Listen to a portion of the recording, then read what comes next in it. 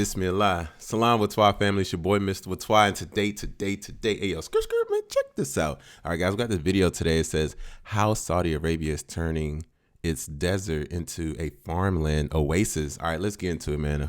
This is going to be interesting. All right, let's get it. Whaatwaa. Hello guys, and welcome to our channel. Salam. We all are aware of the fact that in the past few years, Saudi Arabia's agriculture development is astonishing. Large areas of the desert have been turned into agricultural fields. Wow, alhamdulillah, like agricultural fields. So basically they're making their own oasis in the desert, which is amazing in a sense. This has to be science, This transformation can definitely be called a major accomplishment for a country, especially when the country receives an average of about 4 inches of rain a year. What? In today's video, we're gonna tell you how and why Saudi Arabia is turning its deserts into huge farmlands. So stick with us and let's dive into today's video. Saudi Arabia is called as a desert kingdom. The country's wealth soared when oil was discovered. It utilizes billions of dollars of oil earnings to fuel many aspects of its economy and the lives of its citizens. One of these elements is the kingdom's food supply, which imports more than 80% of its required food using oil revenue. Approximately just 1.5% of Saudi Arabia's land area is arable. And what agriculture the nation does have consumes 80% of the country's limited water supply. While the kingdom is now food secure, agriculture in Saudi Arabia has been a key focus for those looking to increase the country's sustainability and mitigate the danger of global food supply network failures. The 1970s marked the beginning of serious agricultural development in the kingdom, and by the 1990s, Saudi Arabia was one of the largest wheat exporters in the world. Not just wheat, it also exports vegetables, fruits, dairy, products, and dates. Now, just think of Saudi Arabia. What comes to your mind? A scorching sun, inhospitable climate, and endless sand dunes? But how does such a country become such a big exporter of wheat?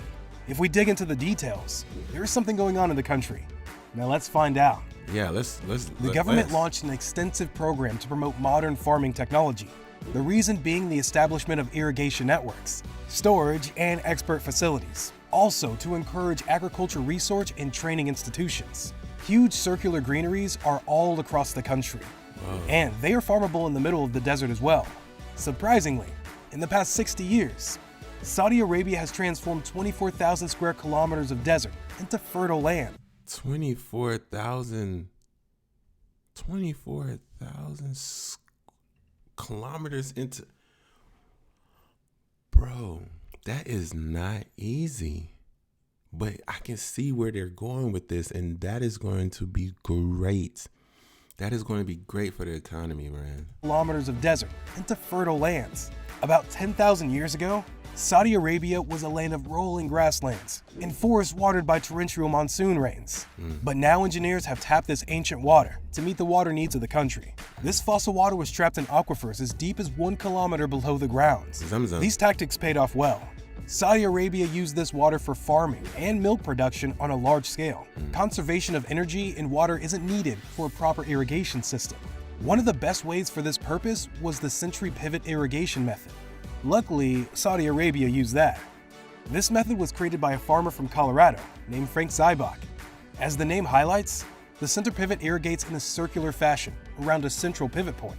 Not just water, but these pivots are capable of supplying herbicides and chemical fertilizers. Really? So by using a single piece of machinery, the overall efficiency of the irrigation system was improved. Saudi Arabia has been building central pivot systems for 50 years. But Arabian Peninsula receives very little rainfall. The aquifers have nearly emptied. When we talk about the western mountainous region of Saudi Arabia, most rainfall flows back to the sea unused. This means Saudi Arabia is suffering from water loss, and this also affects the agriculture. But to meet the needs of its people, Saudi Arabia plans smartly and has brought agricultural lands in US, Indonesia, Argentina, and other African countries. If we look into history, when urbanization and modernization increased, the government made the Bedouin tribes to settle in one place, and due to overgrazing there, the fertile lands were converted into rocky desert. So, 2 royal Saudi princesses initiated a development project in these areas that was led by Harvard University bioethics, Mona Hamdi, and Stanford University permaculturalist Neil Spector. Harvard University, that is definitely in my state. Unbelievable, guys. Let's keep going. They lived among Bedouin communities for 8 years and built rock terraces, checked dams and shallow ditches in the land to trap water. Unfortunately, the funding was cut in 2016, and the whole project was in danger. But in 2018 and 2019, rain fell again, and the whole area turned into a savanna. The mountain terraces trapped water and gave life to the soil. After that comes another project. The country launched the Albeida project to manage the floodwater that was directly going to the sea unused. If the entire west coast is covered under the project, then 30 million acres can be transformed into agricultural lands. But this will cost billions of dollars in time.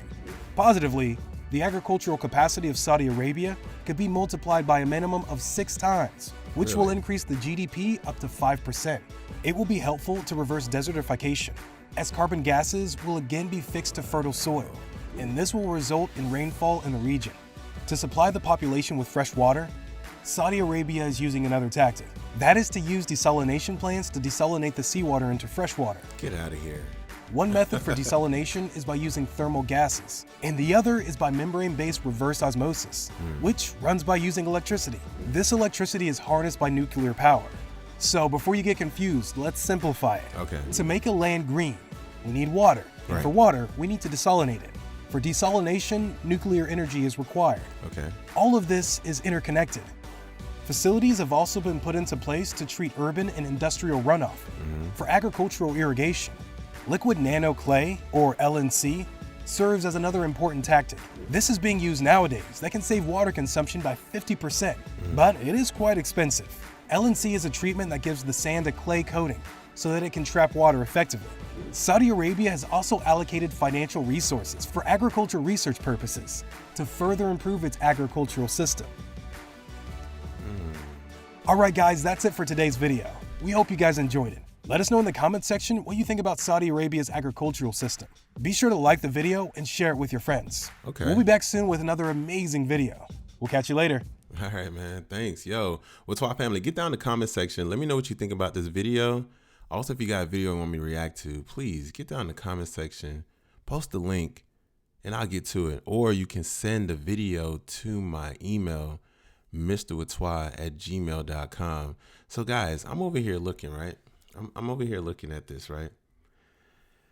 This right here, being able to have a farmland in Saudi Arabia, to me, is just one of the most beautiful ideas I've ever heard in my life, because Saudi Arabia is known as being, as they said, a desert, sand dunes, you know.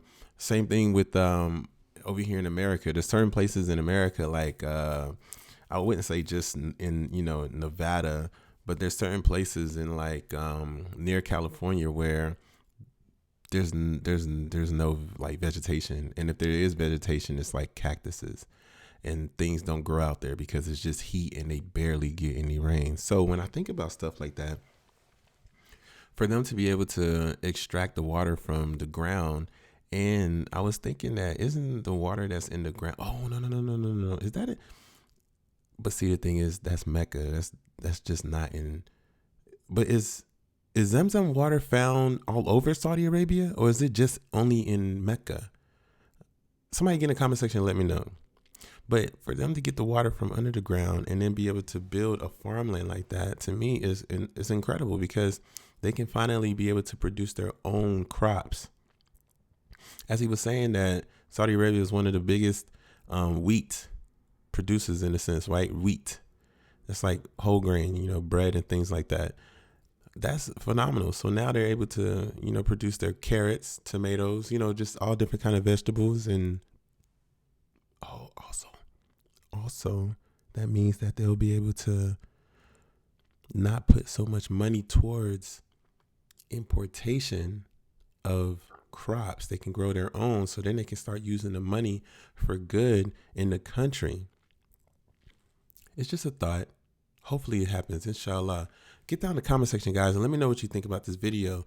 Also, if you got a video you want me to react to, please post the link in the comment section or send the video to my email, mrwhaatwaa@gmail.com. If this is your first time on the channel, make sure you go ahead and subscribe and join the Whaatwaa family. Also, before you leave the channel, put a like on this video.